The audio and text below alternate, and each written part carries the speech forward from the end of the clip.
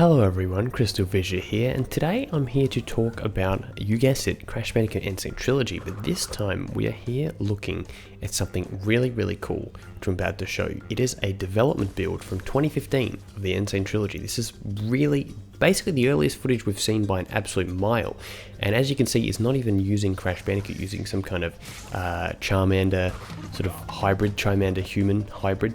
This is a video footage. I'm going to be switching back to just this footage in a minute, but this was an Engadget article talking about the in-depth development of the game. That looks like something from Zelda to me. This whole thing kind of looks a bit like Skylanders, the whole idea, but yeah, we've gone through the video. Basically, it's a really good article. I cannot recommend it enough, and I want to talk about it because there's a lot of great little hidden details and just little bits of development stuff like that, which I will let you guys read it for yourself as well to sort of get it, but I'll go over some of the cool interesting notes. Particularly, the first thing I want to say about this video footage that I find so interesting is this is not Insanity Beach, this original level. Like, look at this whole thing, this is not what you see in the original level. This was, early development, 2015 build. But a part of me is very interested because it's like, were they going to extend the levels? Because to me, this looks like they were going to extend the levels. Like, I get the impression that this would be like, they'd do like a longer version of the level, and it makes me think that early in development, were they thinking of doing that? Were they thinking of making longer levels, additional content and stuff like this? This whole bit here, like, that's not in anything else. That's definitely not in Crash. So could that link you up to, this section here? Could it be that kind of thing? The article doesn't really talk that much about that, but yeah, you got a debug menu apparently if you go to your right. See that whole lives for thing? That looks like Skylanders. Like, I haven't played Imaginators, but yeah. So what was interesting to note was that they did have the original level mesh geometry from Naughty Dog. Now, we knew that, but what people didn't know is that they weren't actually able to use it as in just flat out import it into their own engine. That was not actually allowed. So essentially, they used it as more of a reference point.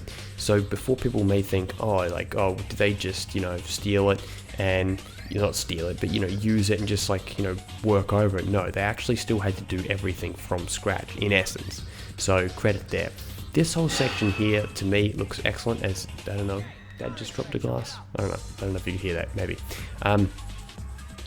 That sounds like he's an alcoholic, dropped a glass. No, I think he's drinking water, I will assure you that. But yeah, like this whole section here, it kind of makes me like, I know that Ratchet 5 is probably thinking the same thing, my good friend Ratchet 5. We've always talked about how we wish that, they did just a whole new Crash game in general in the original style.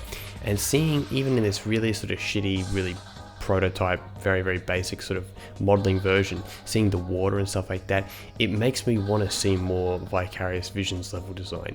Almost slightly more open world in sort of terms of how wide the area is as well. I just think there's a lot of potential for that in the future. I think that Crash under Vicarious Visions, I think it's great, and I love that life, by the way, brilliant. Windows 64 release, what is it, PC port confirmed, lads, PC port confirmed, except not. I wish you could actually just do a full level run through. I'm disappointed that this is all we get, like about a minute or so of footage. I want to see what's up at the end there, like, the start there. And these are some brilliant crabs. They look more like Pokemon than they do actually crabs. But yeah, it's all like, just assets. This bit here was make me think, oh my god, I want to see this fully textured. I want to see what this would look like. It looks great. But yeah, so the article talks about that. There's some concept art you get to see as well. There's challenges in the development, like sort of what sort of stuff they had to go through, for the first time, learning how to do things, how there was like 6 months of planning, basically to, learn how to get all the controls right, getting the controls right, getting the movement right, adding little bonus things, like for example, the more boxes that you miss, the more boxes that you miss in, the level, the more like worn out Crash gets from like someone stepping, so the box is falling on his head. Just little details like that weren't actually allowed, weren't able to be in the original game. So here's some of the concept that I was talking to you about. Looks very nice. It's like that original style sort of stuff is great, and that to me looks like Hog Wild. It almost looks like, no, maybe not. It almost looks like something from Twin Sanity, to be honest. Twin Sanity I thought did a great job with the whole jungle setting, and here is the mesh the raw geometry. Look at that. How cool is that? Look at the section up there, like, you know, like, oh, it's just great. All that level of detail, even for PlayStation 1, truly brilliant. I mean, how far we've came as, you know, as, not, I'm saying as game developers, if I'm one. No, how far game development has come is truly incredible. But anyway, guys, that's all I've got for now. Hope you enjoyed the video.